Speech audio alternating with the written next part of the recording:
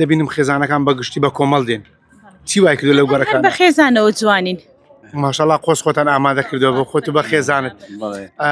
چی وای لێکردن ئەوە بە گروتین و بێنە سەر والله طبعا دەبێ ئینسان لۆ کاتی وەشی یانی دەزانی ئەوڕۆ لەگەر حکوومەتیە لەگەر ڕژێمە لەگەر ئەوەیە کە ئەگەر ڕاستبی ئێمە دەبێ هەوڵ دەین کە دەنگێکی بینین سەرکەوین کاریگەری چی هەیە ئەو دەنگی کورد لە بەغدا طبعا کاریگەری زۆرە ئێستا ئەگەر بێت و ئەمە سەوتمان زیاتر بی ئێمە چاوگەشین دایم یعنی چاوگەش و ڕوومان پێشکەوت و خۆش و ئەوەیە ئەگەر بێت و سەوتەکەمان نەبیتن و دەنگەکەمان نەبی دایم گرژ و دەبی خۆمان کڕکەین و ئەوە بی بەڵام ئەگەر بێت و دەنگ و شتێکەمان بەتوانە و بەهێزبی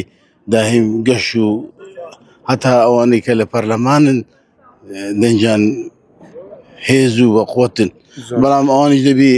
فکری ئەوەی بکەنەوە کە ئەو خەڵکە مادەم ئەو دەنگ و ئەو شتێدا ئەوانش دەبی ئیسابەشی لە ئەو ملەتەی بکەن چاوەڕێ بکەن و لە ئەو ملەتەی کە نەک پشتیان لێکەن بەڕاستی ئەو ملەتەی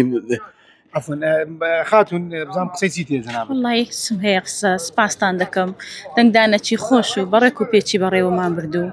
بە خۆم و بە پیاوەکەم لە سبەینەوە ئامادەینە ئەسمەنەوە خۆتان ئامادە کردووە بەڵێ باشە لێرە لەو قوتابخانەیە دەبینم خێزانەکان بەگشتی بە کۆمەڵ دێن چی وای کردو لەو گەڕەکان بە خێزانەوە جوانین کاریگەری هەیە لەسەرەوەی کە گەنجەکان زیاتر بێنە دەنگدان کە بەڵێ ئەمە لۆ چێ حەول دەدەین لۆ گەنجەکان حەول دەدەین بەڵێ